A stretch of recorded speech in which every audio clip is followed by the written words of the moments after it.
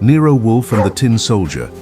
It was a Friday afternoon in late October when Mrs. Helena Ashcroft arrived at the brownstone, carrying a shoebox and the weight of 40 years' worth of grief.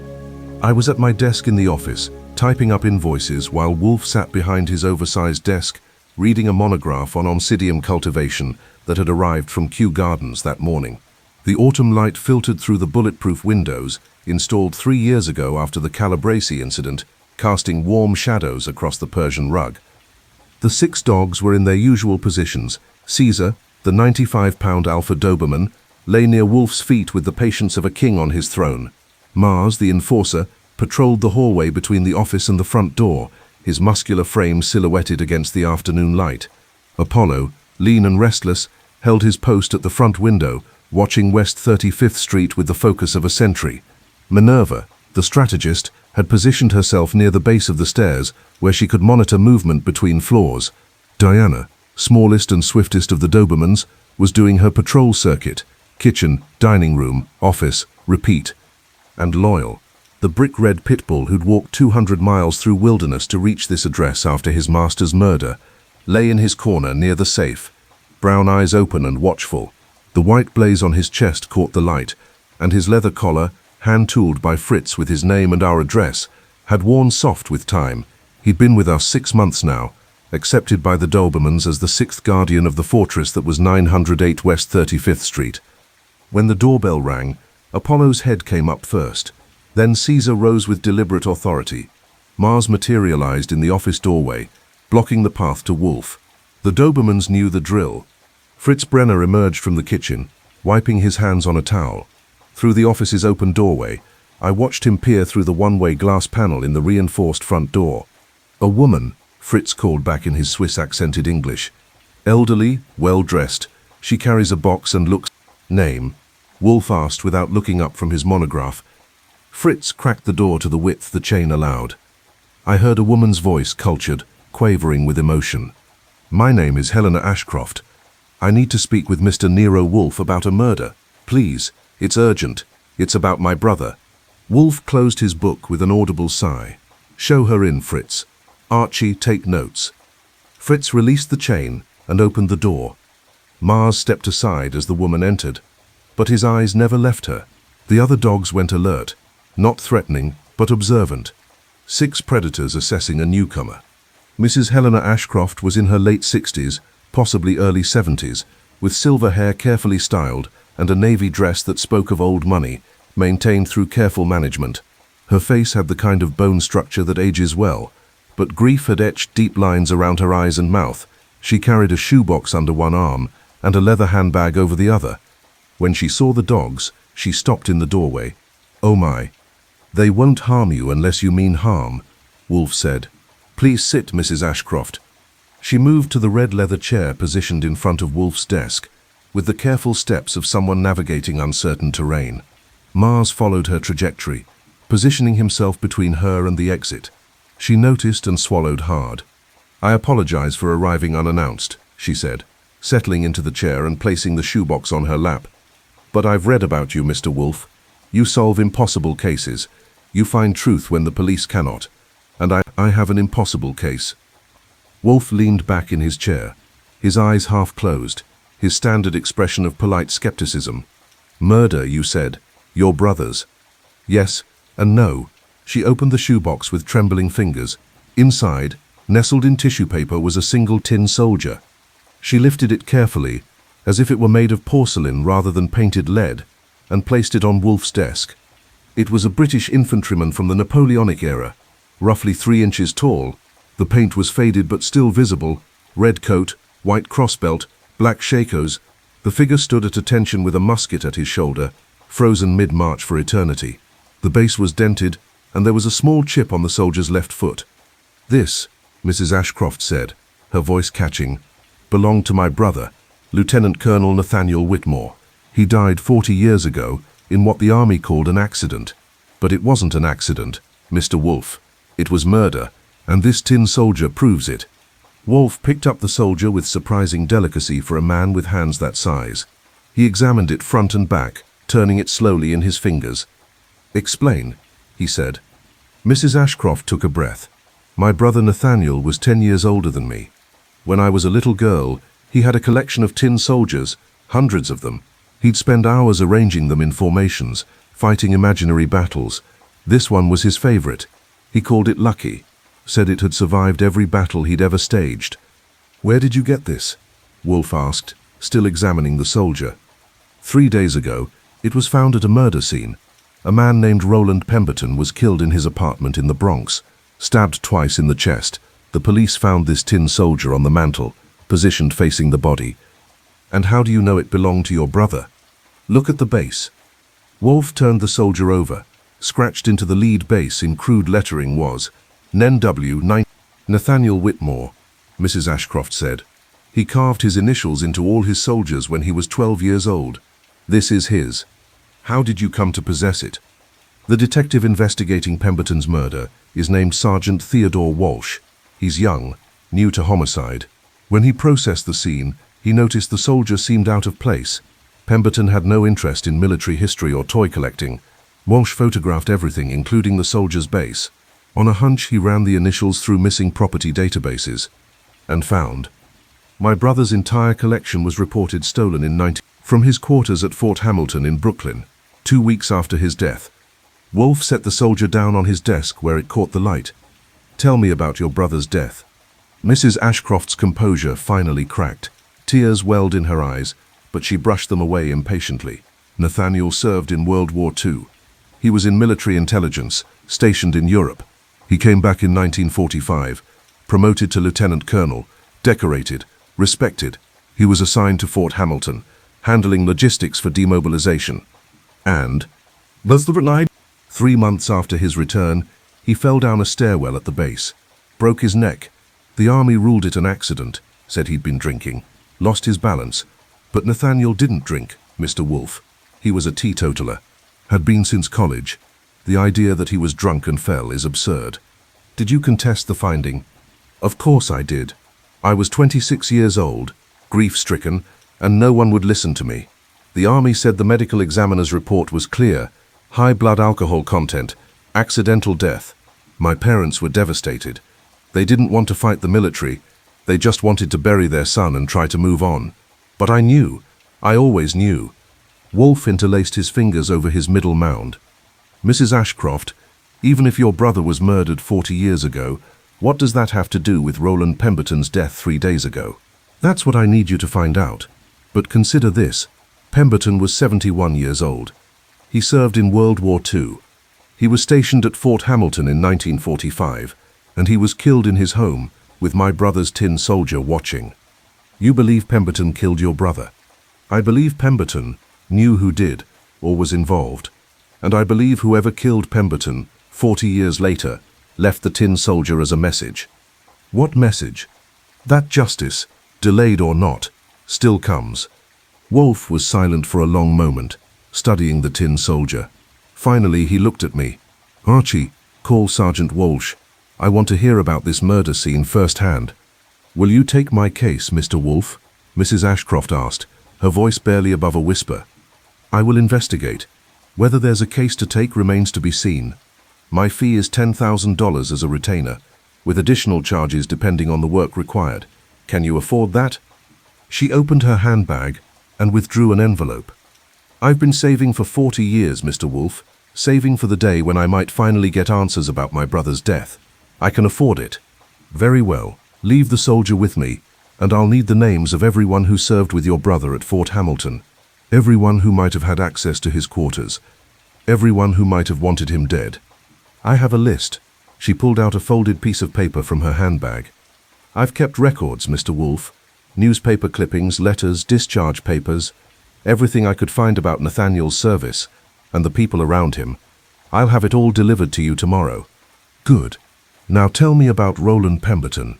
What did he do after the war? He was an accountant, worked for various firms in Manhattan, retired 15 years ago, never married, lived alone. By all accounts, he was quiet, unremarkable, the kind of man who disappears into the background. Yet someone stabbed him twice in the chest. Yes. Was anything stolen? The police don't think so.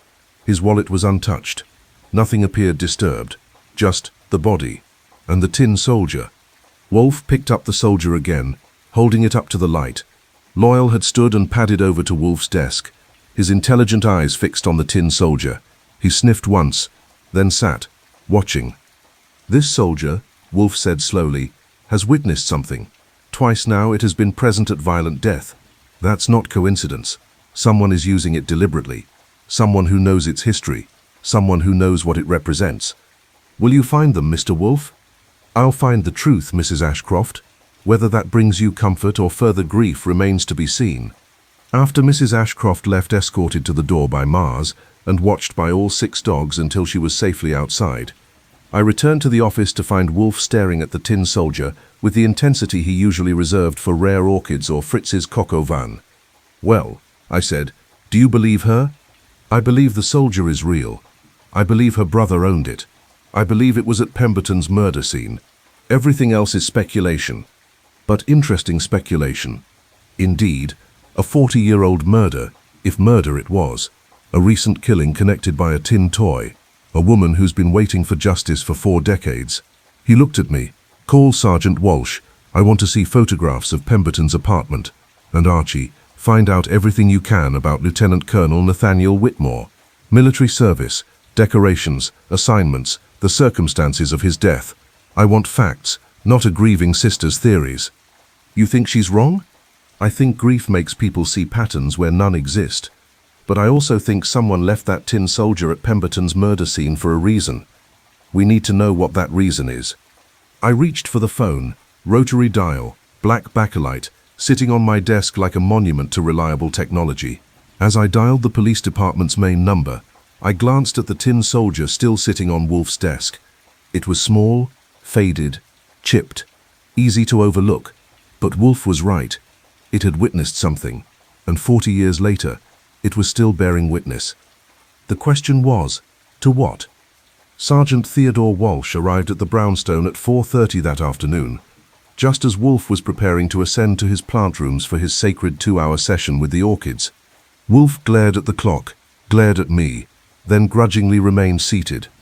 This had better be worth disrupting my schedule, he growled. Walsh was young, early 30s, with the lean, nervous energy of someone who'd been promoted beyond their comfort zone, but was determined to prove themselves worthy. He carried a leather briefcase and wore a suit that had seen better days. When he saw the 6 dogs, he froze in the doorway, exactly as Mrs. Ashcroft had. They're trained, I said. Just don't make sudden moves or try to attack Mr. Wolfe.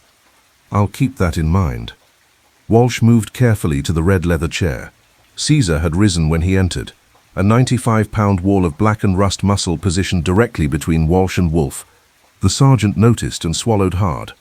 Sergeant Walsh, Wolfe said without preamble, Mrs. Ashcroft tells me you found a tin soldier at the Pemberton murder scene.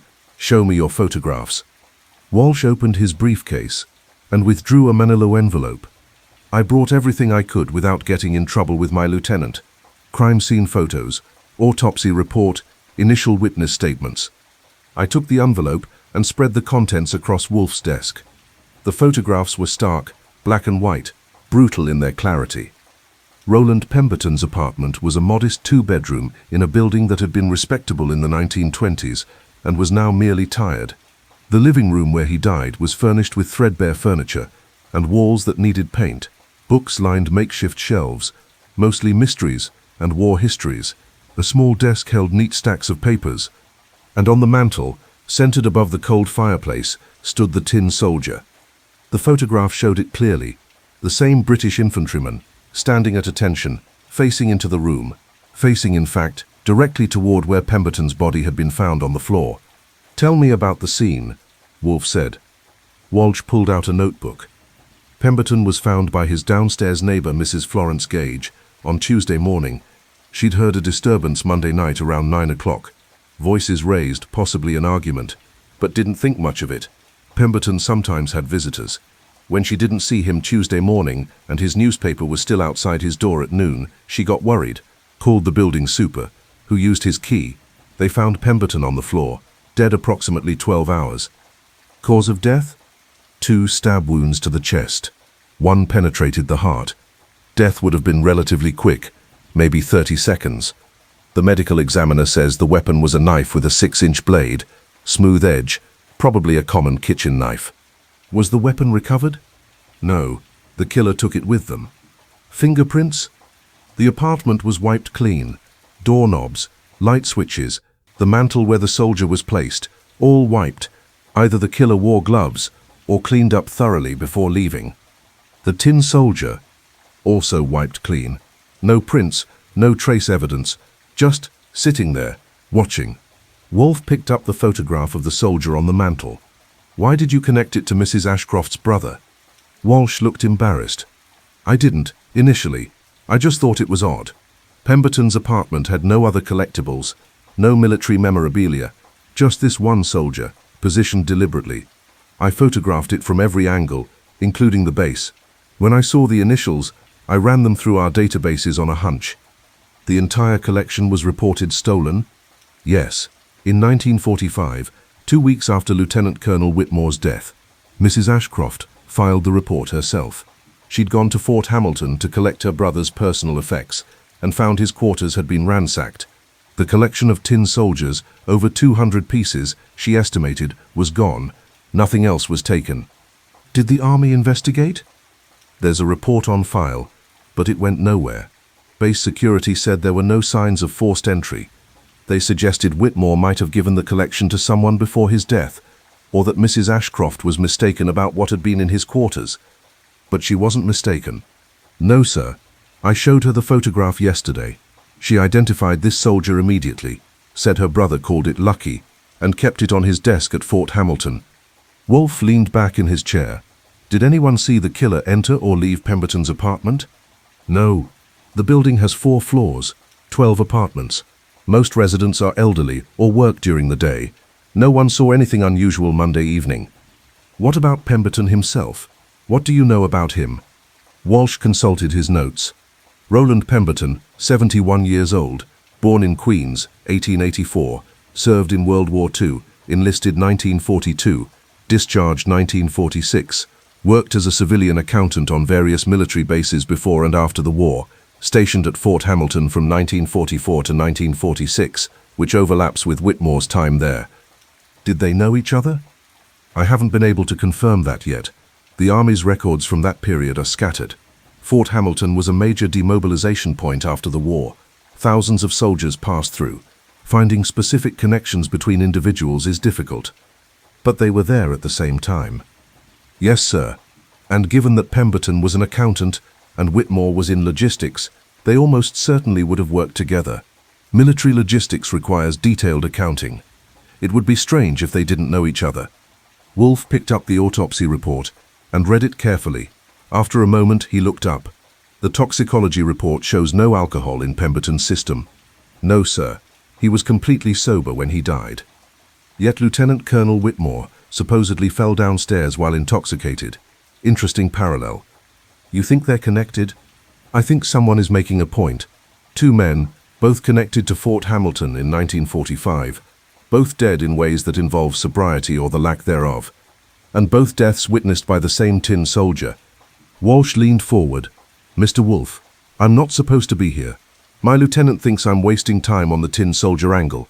He says Pemberton was probably killed in a robbery gone wrong, even though nothing was stolen. I think there's more to it. I think Mrs. Ashcroft is right. Her brother was murdered, and whoever killed him is connected to whoever killed Pemberton. But 40 years have passed. Why kill Pemberton now? Maybe someone found out he was involved. Maybe he was blackmailing someone. Maybe. Walsh shrugged helplessly. I don't know. That's why I need help. Wolfe looked at me. Archie, what did you learn about Whitmore? I'd spent the past 2 hours on the phone with the Army Records Office, the Veterans Administration, and a helpful clerk at the National Archives. Lieutenant Colonel Nathaniel Whitmore was decorated twice, Bronze Star and Purple Heart, served in North Africa and Italy, transferred to intelligence work in returned stateside in January 1945, assigned to Fort Hamilton in Brooklyn. His official cause of death is listed as accidental, fall downstairs while intoxicated, March 12, 19. He's buried at Arlington National Cemetery. Family. Parents deceased. One sister, Helena, now Ashcroft. Never married. No children. His personal effects were released to his sister 3 weeks after his death. Was there an investigation into his death? Standard accident inquiry. Witnesses said he'd been drinking at the officers' club that evening, left around 2100 hours, was found at the bottom of a stairwell at 2200 hours by an MP making rounds. Medical examiner confirmed high blood alcohol content and determined death was accidental. Who were the witnesses who said he'd been drinking? I have 3 names: Captain Gerald Finch, Major Bernard Stroud, and Lieutenant Horace Vance, all stationed at Fort Hamilton at the time. Wolfe interlaced his fingers. Sergeant Walsh, I want you to find out if any of those 3 men are still alive, and I want to know what happened to the rest of Whitmore's tin soldier collection. 200 pieces don't simply vanish. Someone took them, someone sold them, someone still has them. I'll do what I can, but do it discreetly. If your lieutenant disapproves of your investigation, there's no need to advertise our collaboration. After Walsh left, accompanied to the door by Mars and watched by Apollo from the window, I looked at Wolfe. You believe Mrs. Ashcroft is right. Whitmore was murdered. I believe someone went to considerable trouble to stage his death as an accident.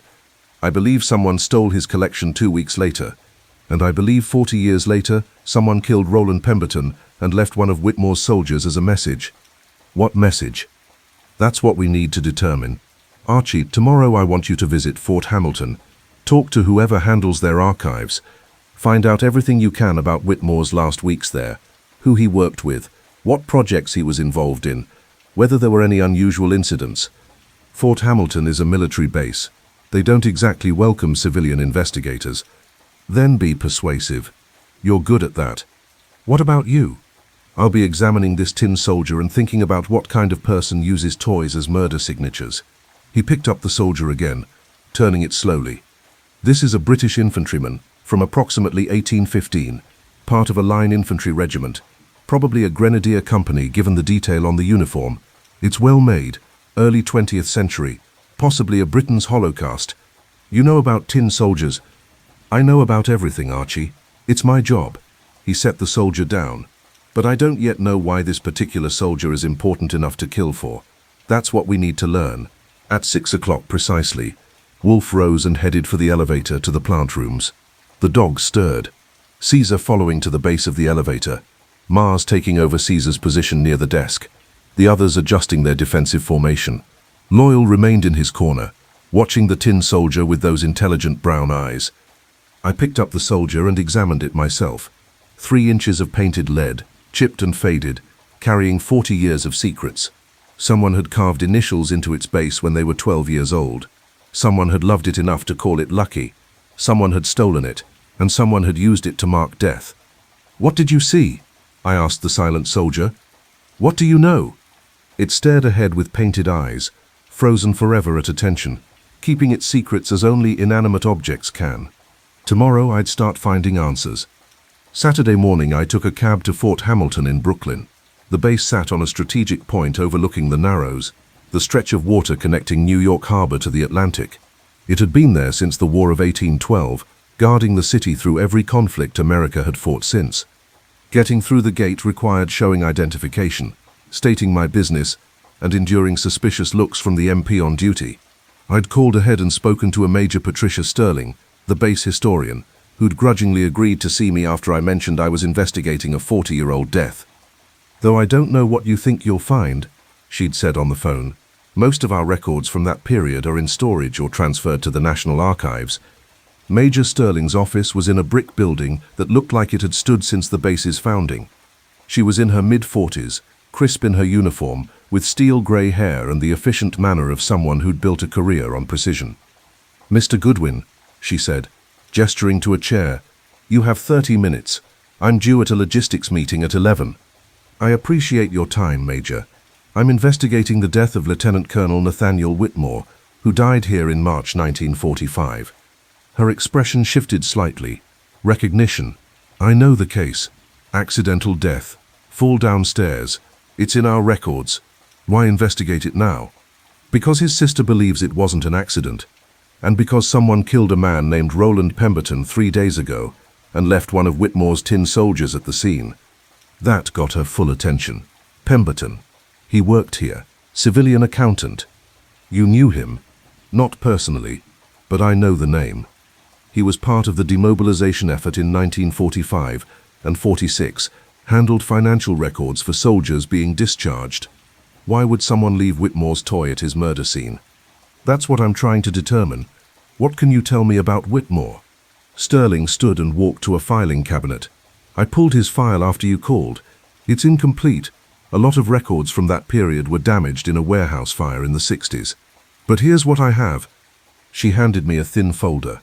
Inside were Whitmore's service record, commendations, and a brief accident report dated March 13. Whitmore was highly regarded, Sterling said. Intelligence officer, excellent record, decorated for valor. When he came back stateside, he was assigned to logistics, matching returning soldiers with equipment, supplies, transportation home. It was complicated work. The war in Europe ended 2 months after his death, and we were preparing for massive demobilization. The accident report says he fell while intoxicated. Yes, 3 witnesses confirmed he'd been drinking at the officers' club. The medical examiner found a blood alcohol level of 0.115. He fell down a concrete stairwell and broke his neck. Tragic, but straightforward. Except his sister says he was a teetotaler. Sterling frowned.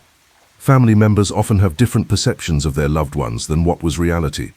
Soldiers drank, Mr. Goodwin, especially in 1945. The stress, the transition from combat to peace, seeing friends die, alcohol was common. Who were the 3 witnesses? Captain Gerald Finch, Major Bernard Stroud, and Lieutenant Horace Vance, all officers stationed here at the time. Are any of them still alive? I don't know. That would require tracking down personnel files, contacting Veterans Affairs. It's possible, but it would take time. What about Pemberton? What was his role here? Civilian accountant. He managed payroll, equipment requisitions, discharge papers. Any transaction involving money went through his office or someone in his department. So he and Whitmore would have worked together. Almost certainly. Logistics and accounting were closely connected. If Whitmore was moving supplies or arranging transportation, Pemberton would have processed the financial paperwork. I looked at the accident report again. Something bothered me. This says Whitmore was found at 2200 hours by an MP named Corporal Dennis Hawthorne. Is there a statement from Hawthorne? Sterling checked the file. There should be, but it's not here. Like I said, incomplete records. Could you find it? I can look, but I make no promises. Most detailed statements from that era are archived off-site. One more question. After Whitmore's death, his quarters were ransacked, and his collection of tin soldiers was stolen. Is there a report about that? Sterling's expression tightened. I've heard about that incident. Mrs. Ashcroft, his sister, filed a complaint with base security. They investigated but found no evidence of forced entry. They theorized that Whitmore had given away his collection before his death, or that it had been moved by someone with legitimate access. Convenient. Or accurate. Mr. Goodwin, I understand you want to help Mrs. Ashcroft find closure. But sometimes accidents are just accidents. Not everything is a conspiracy. Major, someone killed Roland Pemberton and left one of Whitmore's tin soldiers positioned to watch his body. That's not a coincidence. That's a message. Someone knows what happened 40 years ago, and they're making a point. Sterling was quiet for a moment. If I find Corporal Hawthorne's statement, I'll send it to you. But Mr. Goodwin, be careful. If Whitmore was murdered and someone killed Pemberton to keep that secret, they might not appreciate your investigation.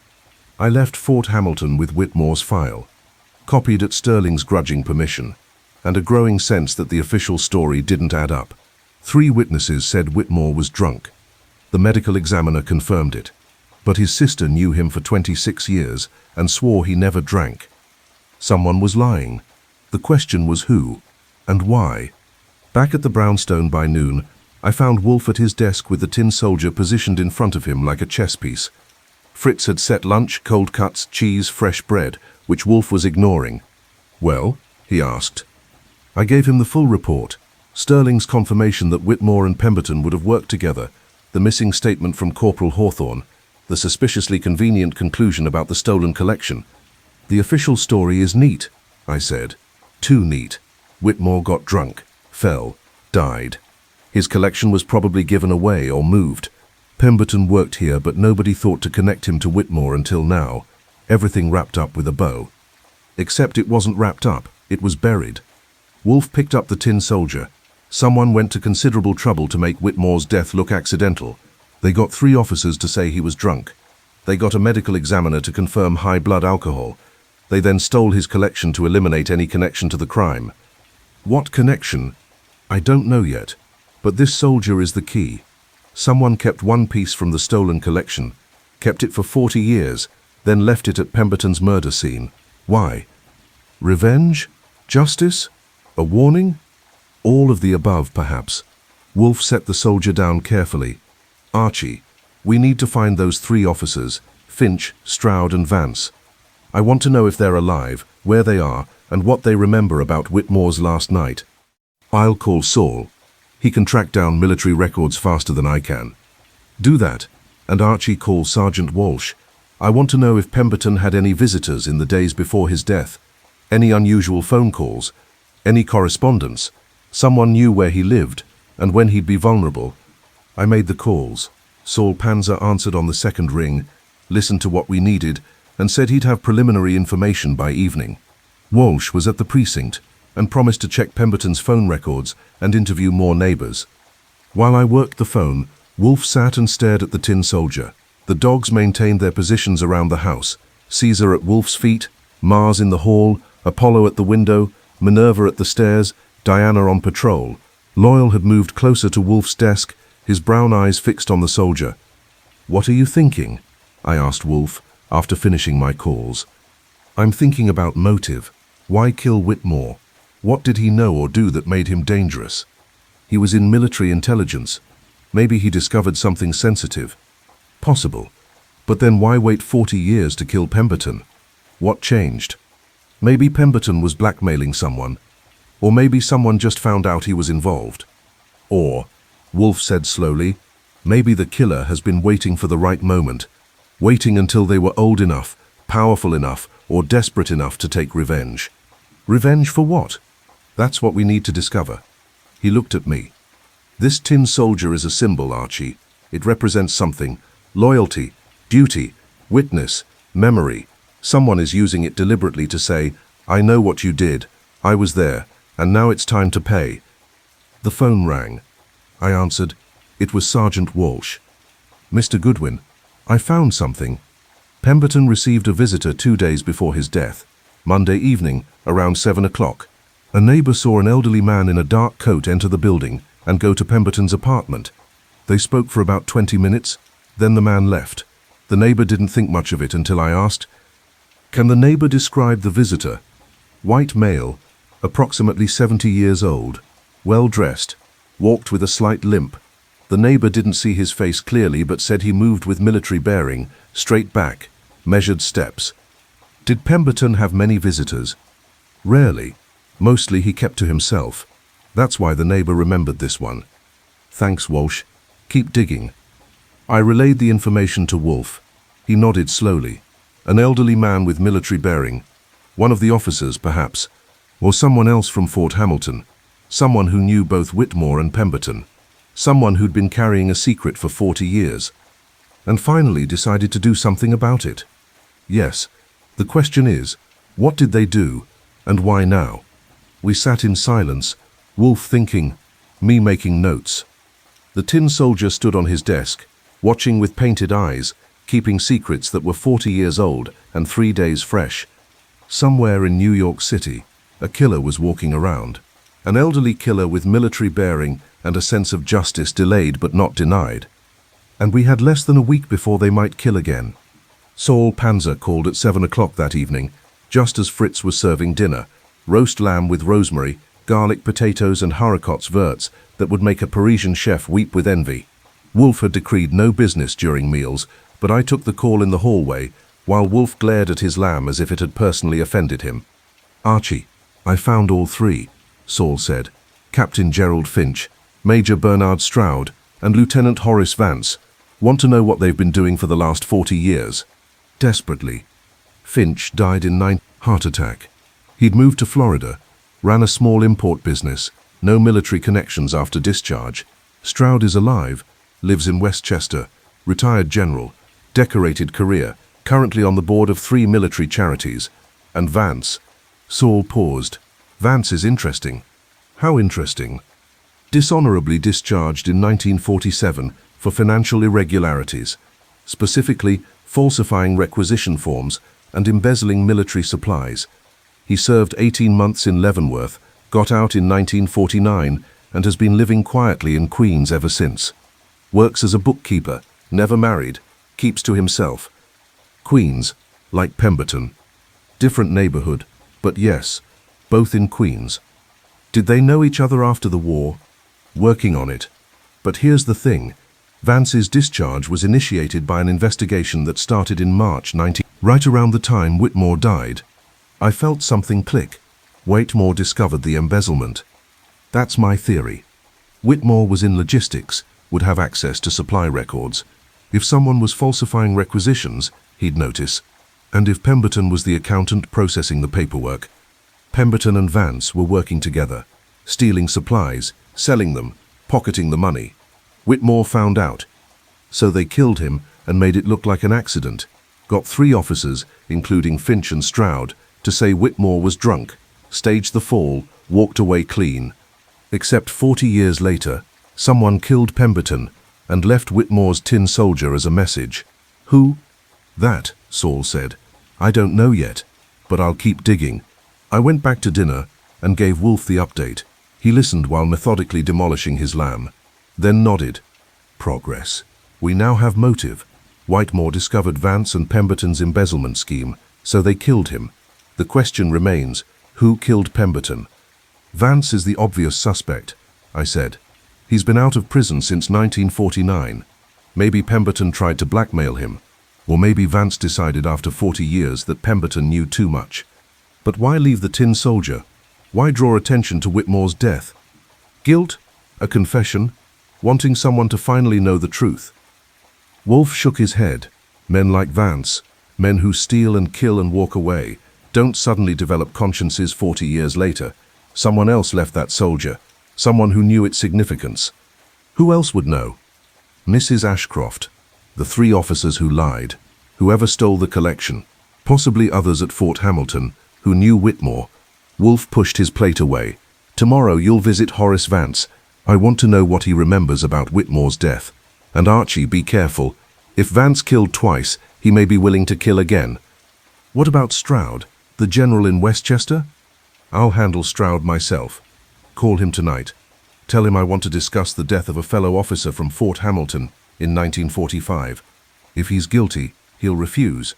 If he's innocent, he'll be curious. I made the call. General Bernard Stroud answered on the 3rd ring with a voice that could still command troops.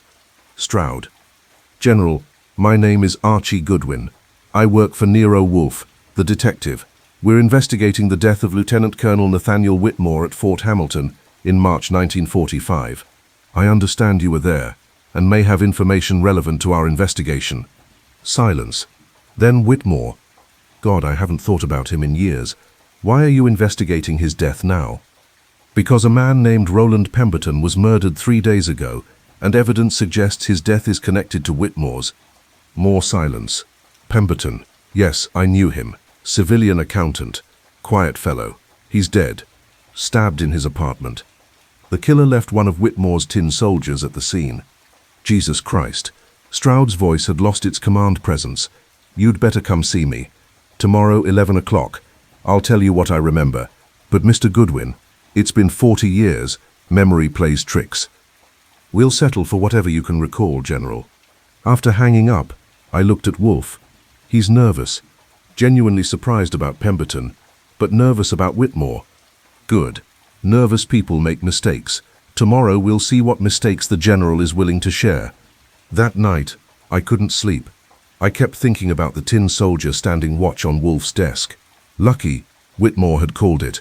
But its owner's luck had run out 40 years ago at the bottom of a stairwell at Fort Hamilton. And Roland Pemberton's luck had run out 3 days ago in a shabby apartment in the Bronx, with the tin soldier watching his death. Someone was collecting debts 40 years overdue. Someone who knew that justice delayed was still justice. The question was, who would be next? Sunday morning, Wolfe and I took a taxi to Westchester. Wolfe hated leaving the brownstone under any circumstances, and the prospect of a Sunday morning drive into the suburbs made him even surlier than usual. He wore his largest overcoat and maintained a silence that could have frozen the Hudson River. "This had better be worth it," he muttered as we pulled up to General Stroud's address, a large colonial house on 3 acres of manicured lawn. A general who lied about a murder 40 years ago. I'd say it's worth it. Stroud answered the door himself, a tall man in his mid-70s, still military straight despite his age, silver hair, sharp blue eyes, and a handshake that tested whether you were worthy of his time. "Mr. Wolfe, Mr. Goodwin, please come in." He led us to a study lined with military memorabilia, commendations, photographs, a dress sword mounted on the wall. Everything was precisely arranged, maintained with the same discipline that had built his career. "Can I offer you coffee? Something stronger?" "Here," Wolfe said, "if you have it." "I do, Mr. Goodwin." "The same." Stroud poured 3 beers from a small refrigerator tucked discreetly in a cabinet, then settled into a leather chair. We took the sofa. The setup was deliberately arranged. Stroud higher than us, controlling the space, maintaining tactical advantage even in his own home. Wolfe noticed and smiled slightly. "General, let's dispense with the preliminaries. You lied about Nathaniel Whitmore's death. I want to know why." Stroud's military bearing cracked just slightly. "Direct. I appreciate that. Yes, I lied. We all did. Finch, Vance, and me. We said Whitmore was drunk that night, when we knew damn well he wasn't." "Why?" "Because we were ordered to. By our commanding officer, Colonel Thaddeus Garrett. He told us Whitmore's death needed to be ruled an accident, that national security was at stake, and that we would say whatever was necessary to ensure that conclusion. What national security interest was served by covering up murder? That's what I've been asking myself for 40 years. Stroud took a long drink of his beer. Garrett said Whitmore had been involved in something sensitive, that his death was connected to intelligence operations we couldn't discuss. He said the army would handle it internally, that we just needed to ensure the official record was clean. And you believed him. I was 34 years old, a major with career ambitions, and a colonel was giving me a direct order. What was I supposed to do? "Tell the truth," Wolfe said flatly. Stroud looked away. "Yes, but I didn't. None of us did. We went to the officers' club that evening, drank just enough to have alcohol on our breath, then told the investigators we'd seen Whitmore drinking. The medical examiner did the rest." "How did they get alcohol into Whitmore if he was already dead?" "I don't know. I wasn't there when he died. I only know that when I saw his body, it smelled of whiskey. Someone had been thorough." Wolfe leaned forward. "General, who killed Whitmore?" "I don't know. I've spent 40 years wondering. At the time, I thought it was Garrett himself. He had the authority, the access, the motive if Whitmore had discovered something damaging." "Is Garrett still alive?" "No. Died in 1953. Heart attack. Convenient, perhaps. Or perhaps guilt eats at you." Stroud set down his beer. "After Whitmore's death, I started noticing things. Supplies going missing, requisition forms that didn't quite match inventory, soldiers being discharged with equipment that should have been turned in but wasn't. Vance's embezzlement operation. Yes, though I didn't know Vance was involved until his court-martial in 1947. By then I'd been transferred to another posting. But looking back, I think Whitmore discovered the embezzlement scheme and was killed to keep him quiet. By Vance. Or Pemberton. Or both. They were working together. Vance creating false requisitions, Pemberton processing them and covering the paperwork. Whitmore was in logistics, would have noticed discrepancies. Once he started asking questions, they killed him. Yes, and Garrett helped cover it up. Maybe he was being paid. Maybe he was involved. I'll never know." Wolfe was silent for a moment. "Why didn't you come forward when you realized the truth?" Stroud's expression was bleak. "Because I'd already lied under oath. Because my career was built on that lie. Because I was a coward." He looked directly at Wolfe. "I've done a lot of good in the years since. 3 decades of military service, combat commands, training the next generation. I tell myself that counts for something. But at night, I still see Whitmore at the bottom of those stairs, and I know I failed him. Why are you telling us now? Because Pemberton is dead, and I assume Vance is next. Because whoever's killing them knows what happened. And because after 40 years of carrying this, I want someone else to know the truth. Who do you think killed Pemberton? Someone with a connection to Whitmore. Maybe a friend from the war. Maybe someone in military intelligence who was investigating the embezzlement. Maybe, he paused, maybe Mrs. Ashcroft. She never believed the official story.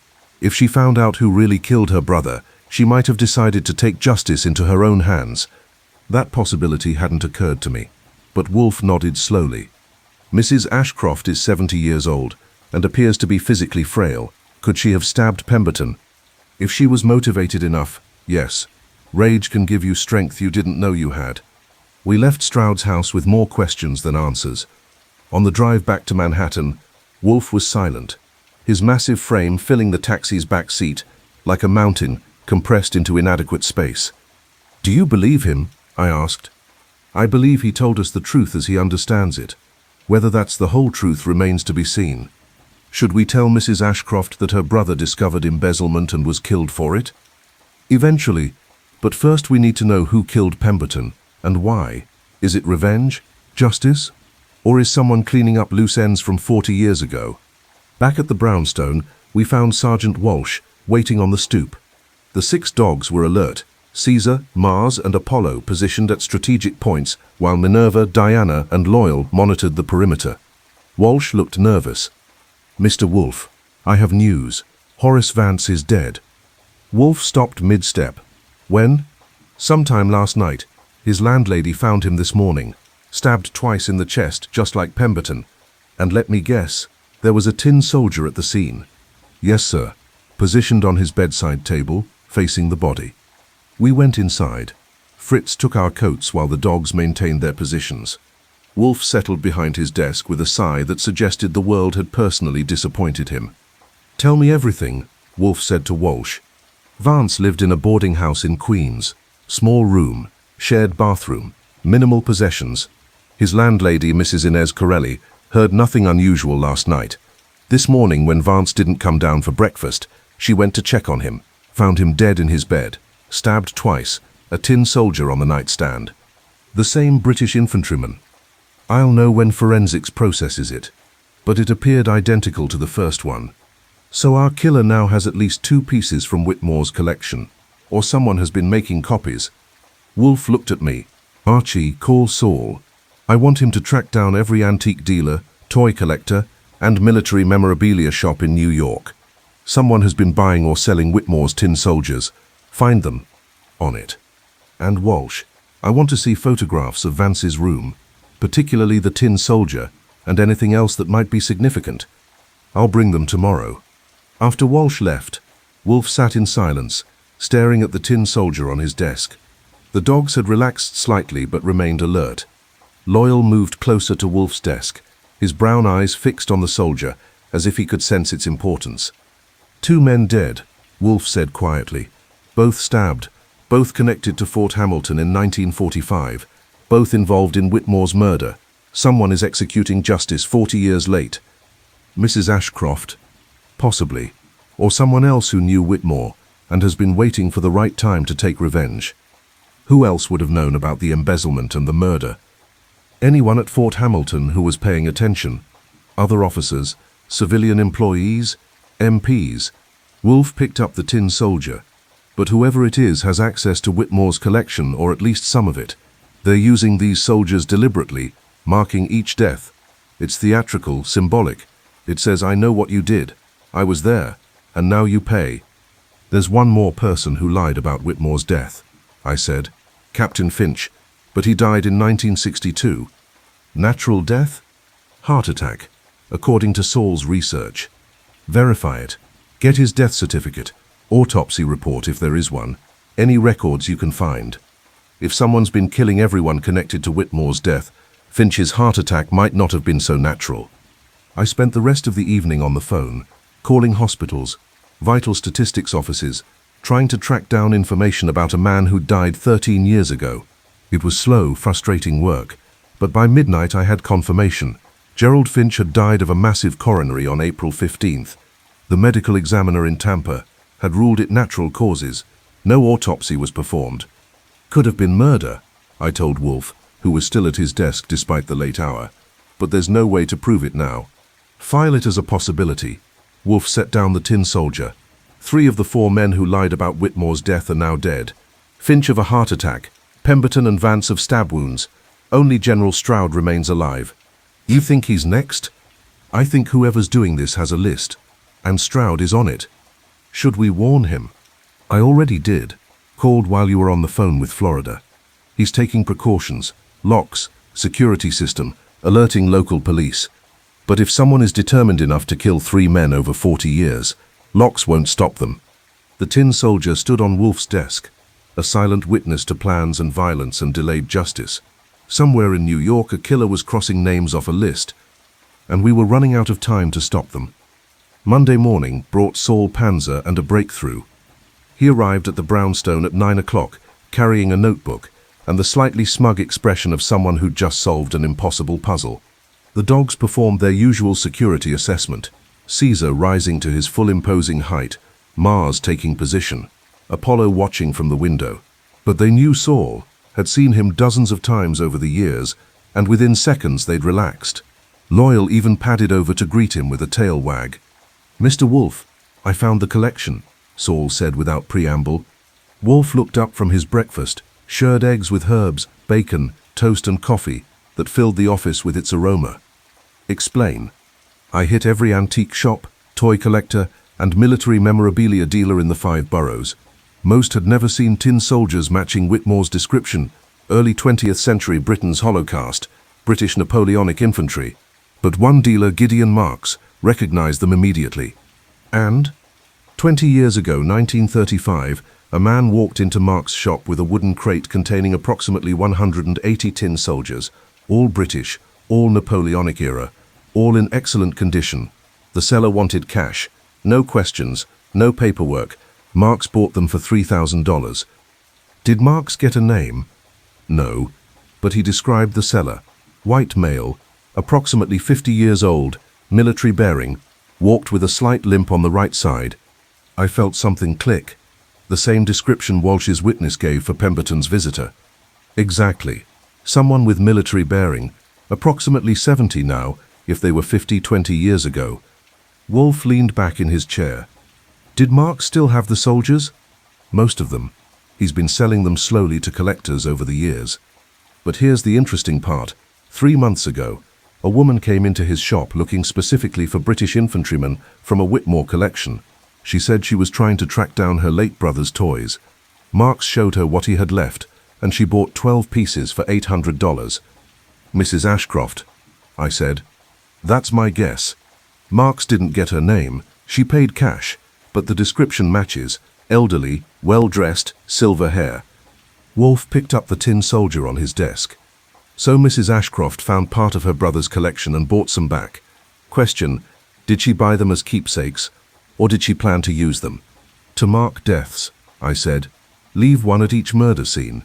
"Possibly. Sergeant Walsh said there was a tin soldier at both Pemberton's and Vance's scenes. If Mrs. Ashcroft bought 12, she has 10 left. Enough for everyone involved in her brother's death, plus some to spare." Saul cleared his throat. "There's more. I asked Marks if anyone else had been asking about the Whitmore collection. He said yes. Last month, a man called asking if any of the soldiers were still available. Marks told him most had been sold, but there were a few pieces left. The man asked if anyone had been inquiring about them. When Marks mentioned the elderly woman, the man thanked him and hung up." "Did Marks recognize the voice?" "No, but he said the caller sounded elderly himself, maybe 70 or 80. Wolfe interlaced his fingers over his middle mound. "So we have an elderly woman buying tin soldiers 3 months ago, and an elderly man asking about them 1 month ago. The question is, which of them is the killer?" "Could be both," I said. "Mrs. Ashcroft buying them to use, someone else tracking her down to stop her. Or the reverse, the man buying them elsewhere, and Mrs. Ashcroft trying to find him. Or," Wolfe said slowly, "Mrs. Ashcroft is collecting her brother's toys for sentimental reasons, and someone else entirely is using different soldiers to mark the deaths." "Saul, did Marks sell all 180 soldiers he bought?" He sold about 150 over 20 years. That leaves 30 in his shop, minus the 12 Mrs. Ashcroft bought, minus a few he sold to other collectors. Maybe 15 remain. I want to see them. All of them. Bring them here. That'll cost. Marks wants $2,000 for the lot. Pay him. We'll add it to Mrs. Ashcroft's bill. And Saul, talk to the collectors who bought pieces. Find out if anyone matching our mystery caller's description has been in contact. After Saul left, I looked at Wolfe. You're thinking Mrs. Ashcroft might be innocent, that she's just trying to recover her brother's collection while someone else is using it to commit murder. I'm thinking we don't have enough facts. Mrs. Ashcroft has motive and opportunity, but so does anyone else who knew Whitmore and carried a grudge for 40 years. We need more information. The phone rang. It was Sergeant Walsh. Mr. Goodwin, forensics processed the tin soldier from Vance's room. It's identical to the one from Pemberton's apartment. Same manufacturer, same era, same wear patterns. And we found something interesting under magnification. Both soldiers have microscopic traces of the same type of soil embedded in the base. Reddish clay with a specific mineral composition. From where? The lab is analyzing it, but preliminary results suggest upstate New York, specifically the type of clay found in the Hudson Valley region. Fort Hamilton is in Brooklyn, right on the water. Exactly. So wherever these soldiers were stored for the past 40 years, it wasn't at Fort Hamilton or anywhere near it. They were upstate somewhere, in soil that's very different from anything in New York City. I relayed this to Wolfe. He frowned. The soldiers were taken from Fort Hamilton, stored upstate for some period, then brought back to the city. Why? Maybe whoever stole them lived upstate, or had a summer house there, or buried them somewhere and dug them up recently. Or, Wolfe said, they were evidence that someone wanted to hide but couldn't bring themselves to destroy. Archie, call Sergeant Walsh back. I want soil samples from anywhere connected to our suspects. Mrs. Ashcroft's home, General Stroud's house, any property connected to Pemberton or Vance. That's a lot of locations. Then start with the most likely. Mrs. Ashcroft. If she has upstate property or connections, we need to know. I spent the next hour on the phone, tracking down property records, tax documents, anything that might connect our suspects to upstate New York. What I found was interesting. Mrs. Ashcroft's parents had owned a summer cottage in Cold Spring, New York, a small town in the Hudson Valley. The cottage had been sold in 1950, 5 years after Whitmore's death. Tax records showed the property had been owned by the Whitmore family since 1920. Cold Spring, I told Wolfe. Hudson Valley, clay soil. The cottage was sold in 1950, which means it was available for storing stolen property from 1945 to 1950. Who bought it? A family named Henderson. They still own it. Shall I call them? No. I want you to go there. Today. Take photographs of the property. Talk to the Hendersons. Find out if they ever found anything unusual on the property, particularly anything buried in the yard or stored in the attic. It's a 2-hour drive. Then leave now. Take Felix's car service. You'll be back by dinner. I wasn't thrilled about the drive, but Wolfe was right. We needed to know if the Whitmore family's cottage had been the hiding place for the stolen collection. If it had, that would confirm Mrs. Ashcroft's connection. If it hadn't, we'd need to expand our search. By noon I was in Cold Spring, a picturesque Hudson River town with tree-lined streets and houses that looked like they'd been transported from colonial times. The Henderson property was a modest cottage with a small yard, well-maintained gardens, and a view of the river. Mr. Leonard Henderson answered the door, a man in his 60s, retired, friendly enough once I'd explained I was investigating a 40-year-old theft. The Whitmore family owned this before us, he said, inviting me inside. We bought it in 1950. The parents had both died, and the daughter wanted to sell. It was a good price, and we'd been looking for a summer place. Did you ever find anything unusual on the property? Anything that might have been left behind? Actually, yes. In the attic, there was a wooden crate. We opened it thinking it might be valuable antiques, but it was full of old toy soldiers. Hundreds of them. We almost threw them out, but my son was interested in military history, so we kept them. My heart raced. Do you still have them? Some. My son took most when he moved out, but there are maybe 30 or 40 still in the attic. Want to see them? He led me upstairs. The attic was dusty, filled with the accumulated debris of 25 years. In the corner was a wooden crate, and inside were tin soldiers, British infantrymen, Napoleonic era, all matching the description of Whitmore's collection. May I take photographs? Sure. You think they're connected to a crime? They were stolen from an army base in 1945. The owner was murdered shortly after. Henderson's eyes widened. Jesus, take whatever you need for evidence. I photographed everything, carefully noting the red clay soil still embedded in some of the soldiers' bases, the same clay that Walsh's forensics team had found on the soldiers at the murder scenes.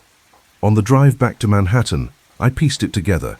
Someone stole Whitmore's collection after his murder and hid it at the family's summer cottage in Cold Spring. They stored it there for years, possibly decades. Eventually, someone discovered the cache, either Mrs. Ashcroft herself or whoever had originally hidden them. They started using the soldiers to mark deaths, carrying out belated justice for Whitmore's murder.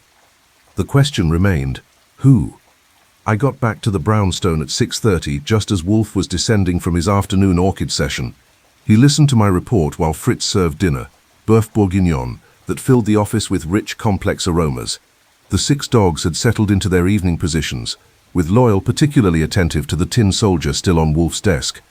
So the collection was stored in Cold Spring, Wolfe said, at the Whitmore family cottage, which means either Mrs. Ashcroft stored them herself after recovering them somehow, or someone else with access to the cottage stored them there.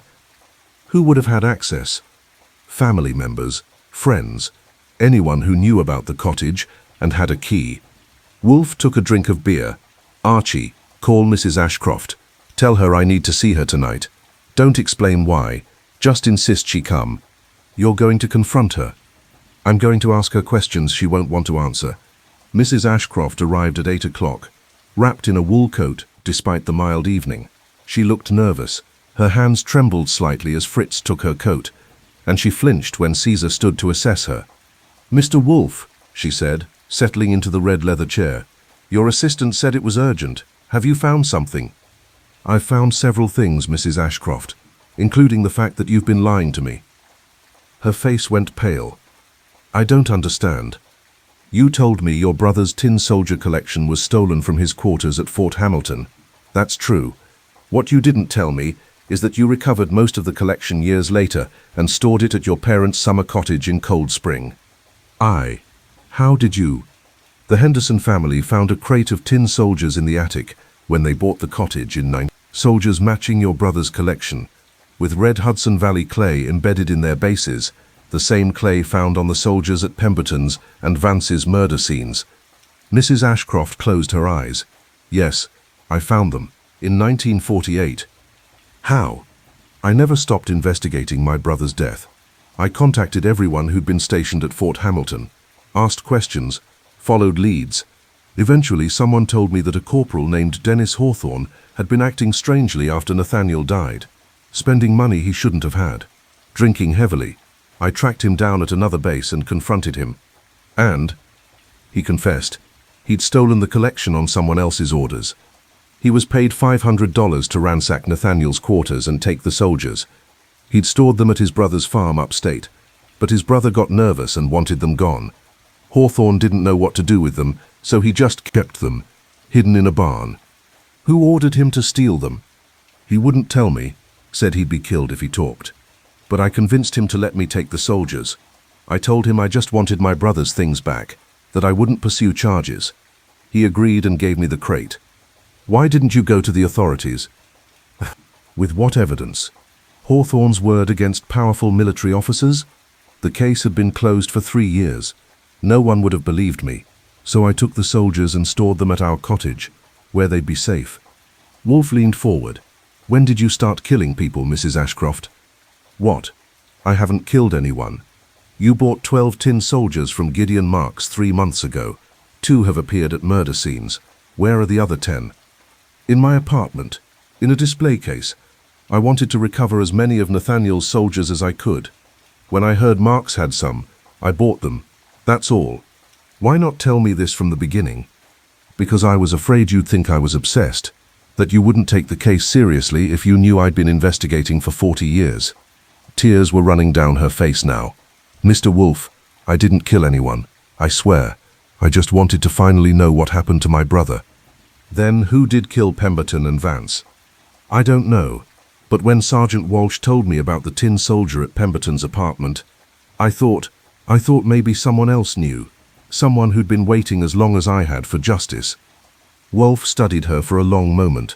Mrs. Ashcroft, I believe you didn't kill those men, but you're still hiding something. What is it? She was silent, struggling with herself. Finally, there was someone else, someone I told about my investigation, someone who knew what really happened to Nathaniel. Who? His name is Timothy Varden. He was a corporal at Fort Hamilton in 1945. Military police. He was the one who found Nathaniel's body at the bottom of the stairs. We met in 1950, after I'd recovered the collection. He told me he never believed the official story. Said Nathaniel smelled of whiskey, but his eyes weren't bloodshot. His behavior hadn't seemed drunk earlier that evening. Timothy thought it was murder, but couldn't prove it. Where is Varden now? I don't know. We corresponded for a few years. Then he stopped writing. I heard he'd retired from the army and moved upstate somewhere, but I lost track of him in the early 60s. Describe him. Tall, military bearing, dark hair. He walked with a slight limp, injured his leg in a training accident, before being assigned to Fort Hamilton. I looked at Wolfe. The description matched. Elderly man with military bearing and a limp, seen visiting Pemberton 2 days before his death. Timothy Varden was our killer. Mrs. Ashcroft, Wolfe said, you need to tell me everything you know about Timothy Varden. Where he's from, where he might be living, anyone who would know his current whereabouts. And you need to tell me now, because he's already killed 2 men, and he's not finished. You think he killed them for Nathaniel? I think he's been waiting 40 years to deliver justice. And now he's doing it, one tin soldier at a time. Mrs. Ashcroft gave us what she knew. Varden was from Albany originally, had served in the army for 25 years before retiring in 19... He'd worked various jobs after, security guard, building superintendent, nothing permanent. The last address she had was from a boarding house in Poughkeepsie. That's Hudson Valley, I said after she'd left. Close to Cold Spring. Yes, and close to where the tin soldiers were stored. Wolfe picked up the soldier on his desk. Timothy Varden found Whitmore's body, didn't believe the official story, corresponded with Mrs. Ashcroft, and at some point learned the truth about the embezzlement and murder. He's been waiting, watching, planning. When he learned where the soldiers were stored, probably from Mrs. Ashcroft herself, he either took some from the Henderson's attic or convinced Mrs. Ashcroft to give him some. Now he's using them to mark his kills. Why wait 40 years? Perhaps he needed to be certain. Perhaps he was waiting for the right moment. Or perhaps he simply needed to be old enough, retired enough, with nothing left to lose. What about General Stroud? Stroud is next. Call him. Warn him that Timothy Varden is likely coming for him. I made the call. Stroud answered on the second ring. General, we've identified the killer. His name is Timothy Varden, corporal in the military police at Fort Hamilton in 19... He found Whitmore's body and has been investigating the death for 40 years. We believe he's coming for you next. Varden. Christ. I remember him. Young MP. Very serious. Always asking questions. You think he's been killing everyone involved? We think he's executing justice as he sees it. You're on his list. What should I do? Lock your doors. Alert local police. Don't open the door for anyone, especially not an elderly man with military bearing. I'm a general, Mr. Goodwin. I'm not going to hide in my house like a coward. General, he's already killed 2 men. Don't make it 3. But I could hear the stubbornness in Stroud's voice. If Varden wants to talk to me about Whitmore, I'll talk to him. Maybe I can explain, make him understand why we did what we did. This isn't about understanding. This is about revenge. Then let him come. I'll face him like a soldier, not hide like a rat. He hung up. Well? Wolfe asked. He won't take precautions, says he'll face Varden like a soldier. Then Stroud will be dead by morning. Wolfe stood, a mountain moving. Archie, pack an overnight bag. We're going to Westchester. What? If Stroud won't protect himself, we'll protect him. Get the car service. Tell Felix to bring the van. We'll need room for the dogs. The dogs? All 6. If Timothy Varden is coming for Stroud tonight, he'll find a surprise waiting. And this time, justice will be properly served. We arrived at Stroud's house in Westchester at 10:30 that night. Felix drove the extended Mercedes van, which had been modified to accommodate both passengers and dogs. The 6 guardians had traveled well. Caesar calm and alert, Mars watchful, Apollo scanning through the windows, Minerva assessing, Diana moving restlessly, and Loyal steady as always. Stroud opened the door himself, still in his uniform despite the late hour. He looked at Wolfe, then at me, then at the 6 dogs emerging from the van like a tactical unit deploying. "You brought an army," he said. "I brought what was necessary," Wolfe replied. "May we come in?" Stroud stepped aside. The dogs entered first, immediately spreading out to establish defensive positions. Caesar took the front entrance. Mars moved to the study where we'd met Stroud earlier. Apollo claimed the window overlooking the driveway. Minerva positioned herself at the base of the stairs leading to the 2nd floor. Diana began her patrol circuit, and Loyal, who had walked 200 miles to save his master's legacy, stood beside Wolfe like a shadow. "Your dogs are well trained," Stroud observed.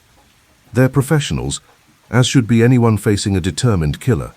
Wolfe settled into the same leather chair from our previous visit. "General, Timothy Varden is coming tonight. I know this with certainty because he's methodical, patient, and has been planning these deaths for years. He killed Pemberton and Vance when they were alone and vulnerable. He'll do the same to you unless we prevent it. I have my service pistol. I'm not defenseless. A pistol is no defense against a man who's made peace with dying. Varden is 75 years old, has nothing to lose, and believes he's serving justice. He'll kill you and accept whatever consequences follow." Stroud poured himself a whiskey. "So we wait. We wait." The house settled into tense silence. Felix had agreed to stay with the van, watching the street. Fritz, who'd insisted on coming, had taken over Stroud's kitchen and was preparing sandwiches and coffee. "We may be here all night," he'd said. "We should eat." At midnight, nothing had happened. At 1 a.m., still nothing. I was beginning to think Varden had changed his plans when Apollo released a low, sharp bark. Everyone went alert. Caesar rose to his full imposing height. Mars moved to cover the study door. Diana returned from her patrol and joined the defensive formation. "He's here," I said. Wolfe heaved himself out of the chair. "General, stay in this room. Archie, you're with me. Dogs, maintain positions." We moved to the front entrance. Through the window, I could see a figure in the driveway. Elderly man, tall, walking with a slight limp. He approached the front door with measured steps, military bearing evident despite his age. The doorbell rang. Stroud came out of the study despite Wolfe's instructions.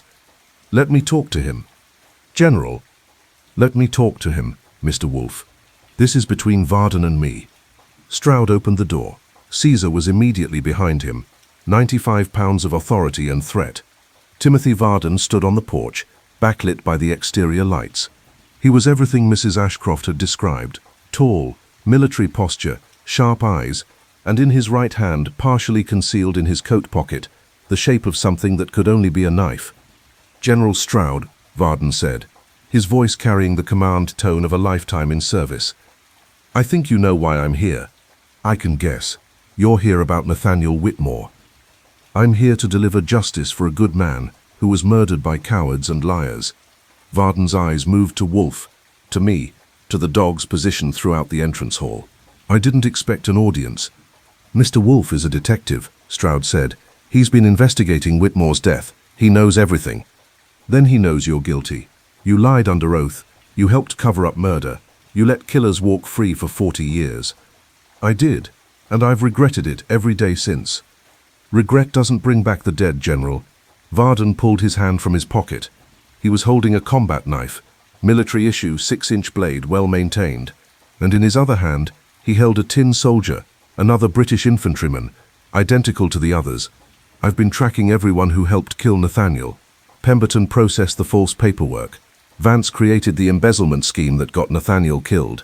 Finch, I took care of him in 1962. Made it look like a heart attack, but it was poison. And now you, General, the last one." "You killed Finch?" I said. 13 years ago. I've been patient, Mr. Goodwin, waiting for the right moments, gathering evidence, making sure I had the truth before I acted." When I finally confirmed that these 4 men had conspired to murder Nathaniel, I started executing justice, one by one, marking each death with one of Nathaniel's soldiers so someone would eventually understand. Someone did, Wolfe said from behind me. Mrs. Ashcroft. She's been investigating as long as you have. Helena knows I'm doing this. I told her last month. She approved. Did she approve of murder?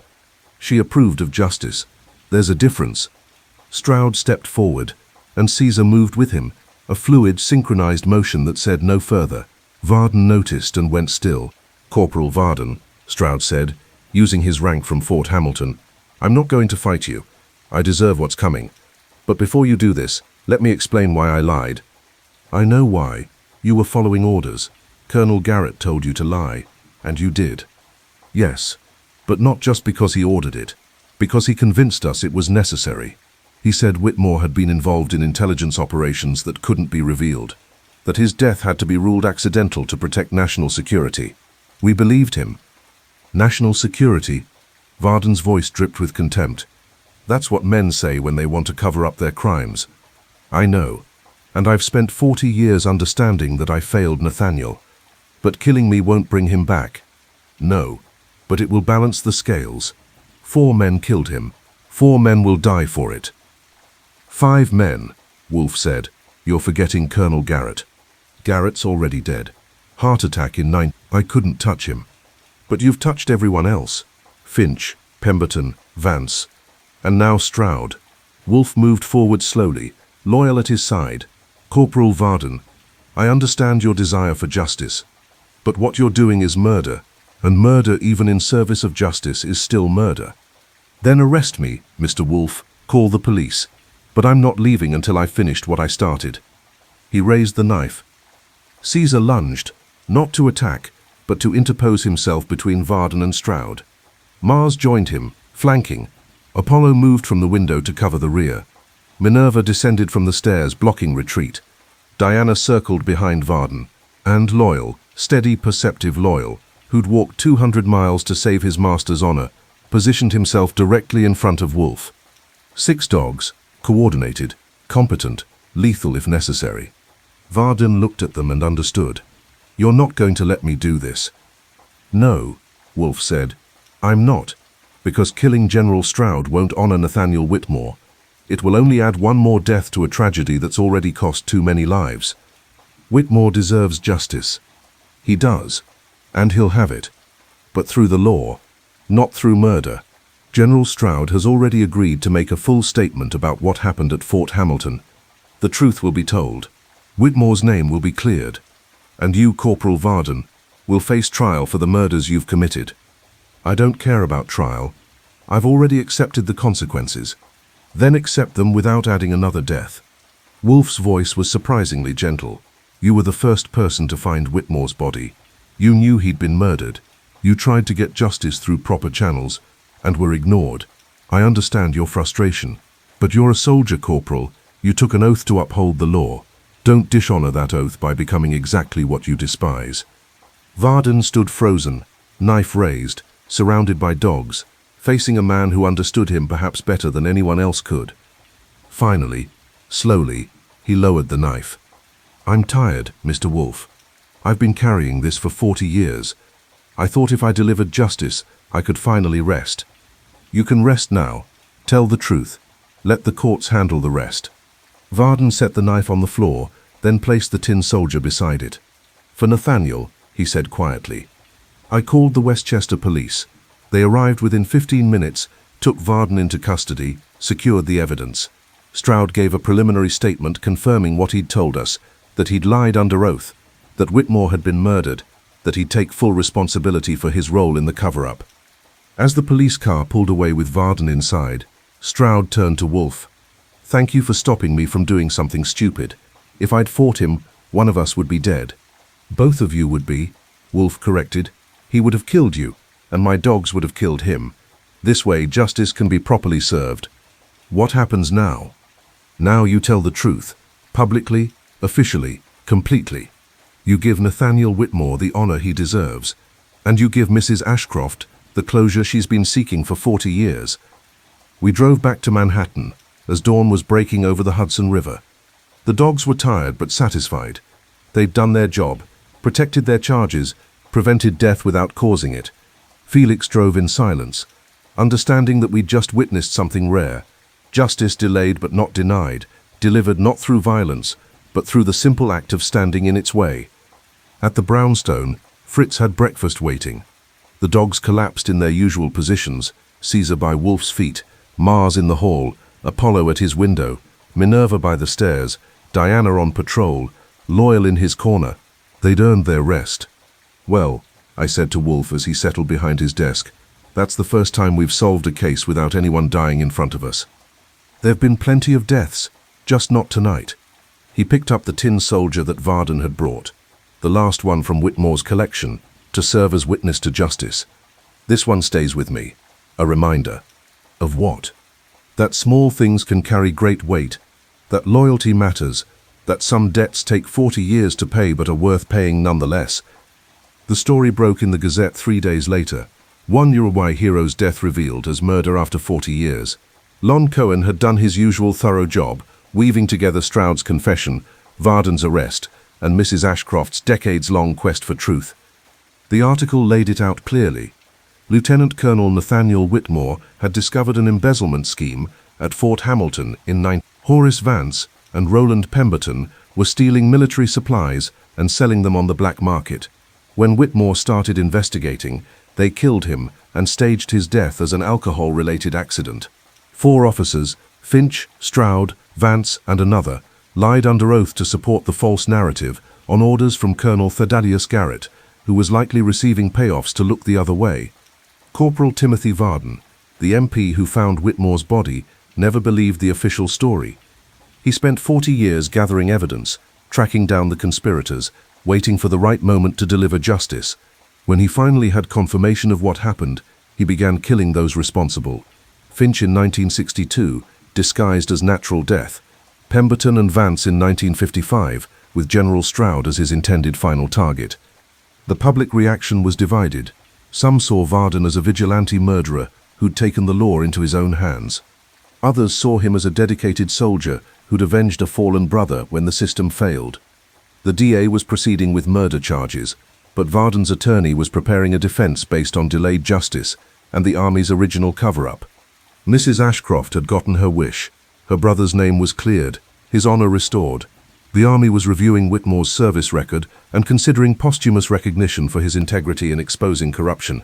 His collection of tin soldiers, scattered for 40 years, was being returned to his family. The Hendersons had donated the pieces they still had. Gideon Marks had provided the ones in his shop. Mrs. Ashcroft was working on assembling a complete collection for display at the Army Heritage Museum. She came to the brownstone one last time, a week after Varden's arrest, to pay the balance of Wolfe's fee and thank him for solving her brother's murder. "Mr. Wolfe," she said, settling into the red leather chair with much more composure than her first visit, "I know you think I was foolish to pursue this for so long, to spend 40 years seeking answers. On the contrary," Wolfe said, "I think loyalty to family is one of the few genuinely admirable human traits. You honored your brother's memory by refusing to accept a convenient lie. Did I do the right thing? Timothy Varden killed 3 men because of what I told him. Varden killed 3 men because he chose to. You provided information. He decided how to use it. His actions are his responsibility, not yours. The newspapers are making him sound like a hero, the soldier who delivered justice 40 years late. But he's a murderer, isn't he? He's both. The law will have to determine which aspect weighs more heavily." She opened her handbag and withdrew an envelope. "This is the balance of your fee, plus compensation for the expenses Mr. Panzer incurred. And," she pulled out a small wooden box, "I want you to have this." She opened the box. Inside, nestled in velvet, was a tin soldier, the British infantryman that had started everything. Lucky, as Nathaniel Whitmore had called him 40 years ago. "I can't accept this," Wolfe said. "It's part of your brother's collection. I have 200 pieces now. I can spare 1. And this soldier," she touched it gently, "this soldier did its duty. It bore witness to my brother's murder. It marked the deaths of those responsible, and it led you to the truth. That makes it more than just a toy. It's a testament to what loyalty and patience can accomplish." Wolfe looked at the soldier for a long moment, then nodded. "I'll keep it. Thank you, Mrs. Ashcroft." After she left, I looked at the tin soldier now permanently occupying a spot on Wolfe's desk, next to his beer glass and the current book he was reading. "You don't usually keep souvenirs from cases," I said. "This isn't a souvenir. It's a reminder that small things matter, that overlooked details are often the most important, that a 3-inch piece of painted lead can bear witness to truths that men spend 40 years trying to hide, and that a dog who walks 200 miles deserves to have his story told," I added, looking at Loyal in his corner. "That too." Inspector Kramer arrived that afternoon, cigar in mouth, grumbling about jurisdiction and proper procedure and civilian detectives who make his job harder than it needs to be. "You could have called me," he groused, settling into the red leather chair. "Let me handle Varden instead of staging a midnight confrontation in Westchester." "The Westchester police handled it perfectly well," Wolfe said. "And if I'd called you, you would have tried to arrest Varden before he revealed his full confession. This way, we have the complete truth. You have 3 murders, Wolfe. Finch in 1962, Pemberton and Vance in 19... plus attempted murder of General Stroud. All in service of justice that the system failed to deliver. That's not your call to make. No, but it's my observation to share. The army covered up Whitmore's murder. Officers lied under oath. A good man died, and his killers walked free for 40 years. If the system had worked properly in 1945, Timothy Varden wouldn't have felt compelled to take matters into his own hands." Kramer chomped on his cigar. "So you're defending him?" "I'm understanding him. There's a difference. Varden committed murder. He should face consequences. But his motives were pure, even if his methods were criminal. Pure motives don't make you less guilty. No, but they make you more human. And humanity, even in its darkest manifestations, deserves consideration." After Kramer left, still grumbling but less aggressively, I updated the case file with final notes. 3 murders solved, 1 attempted murder prevented, a 40-year-old injustice brought to light, and a collection of tin soldiers returned to their rightful place. Not a bad week's work. A month after the case closed, Mrs. Ashcroft invited us to the Army Heritage Museum for the dedication of the Nathaniel Whitmore Memorial Collection. Wolfe hated attending public events, but she'd been insistent, and he'd grudgingly agreed. The museum had created a beautiful display, 200 tin soldiers arranged in perfect formation, each in its own case with proper lighting. A plaque told Whitmore's story: decorated war hero, honest soldier, murdered for exposing corruption, vindicated 40 years later through the dedication of his sister and a corporal who never forgot. Timothy Varden's trial was still pending, but his attorney had negotiated a plea deal, manslaughter with time served, and acknowledgement of the extenuating circumstances. The judge hadn't ruled yet, but public opinion seemed to favor leniency. Varden had killed, yes, but he'd killed men who'd gotten away with murder for 4 decades. General Stroud had retired from the boards of his military charities, submitted to Army discipline review, and made a formal apology to Mrs. Ashcroft. He'd also established a scholarship fund in Whitmore's name for soldiers pursuing truth and justice despite personal or professional cost. At the museum dedication, Mrs. Ashcroft gave a speech about her brother, not just the soldier who'd died, but the boy who'd played with tin soldiers and called one of them lucky. She talked about how children's toys can carry adult truths, how small objects can witness great events, how patience and loyalty can eventually triumph over corruption and lies. When she finished, she turned to Wolfe. "Mr. Wolfe, would you say a few words?" He looked uncomfortable but stood. "I'm a detective, not a public speaker, but I will say this. Nathaniel Whitmore was murdered because he valued truth over convenience. Timothy Varden spent 40 years seeking justice because he valued honor over comfort. Mrs. Ashcroft devoted her life to restoring her brother's reputation because she valued family over acceptance of easy lies. All 3 made choices that cost them greatly. All 3 should be remembered not just for what they achieved, but for what they were willing to sacrifice to achieve it." Short, direct, perfect. Back at the brownstone that evening, Wolfe settled behind his desk with beer and the latest issue of the Orchid Review. The tin soldier, Lucky, stood on his desk where it had been since Mrs. Ashcroft gave it to him, a 3-inch sentinel watching over Wolfe's domain. The 6 dogs were in their positions, Caesar at Wolfe's feet, Mars in the hall, Apollo at the window, Minerva at the stairs, Diana on patrol, and Loyal in his corner. The brownstone felt peaceful, secure, a fortress where truth mattered and loyalty was rewarded. "You know what's funny?" I said from my desk. "What?" "Varden used tin soldiers to mark his murders. He left them as witnesses, as accusations, as symbols of justice. But he's not the only one who understands that small things can carry great meaning." "Meaning?" Loyal walked 200 miles carrying nothing but a message scratched on his collar. That pit bull understood that symbols matter, that gestures mean something, that showing up when you're needed is what loyalty really is.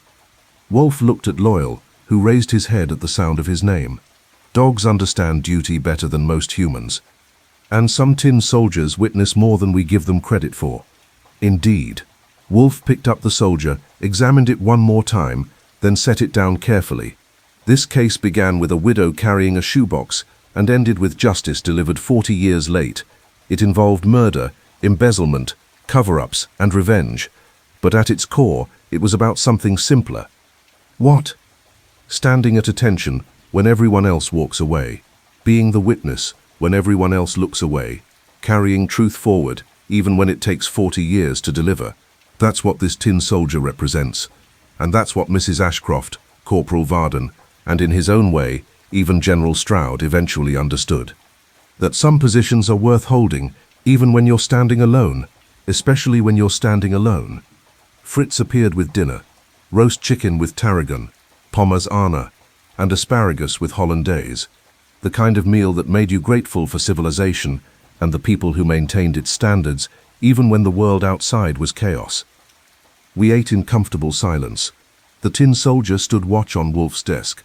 The dogs maintained their posts, and somewhere in New York City, in apartments and houses and nursing homes, people were going about their lives unaware that justice, however delayed, however complicated, had been served.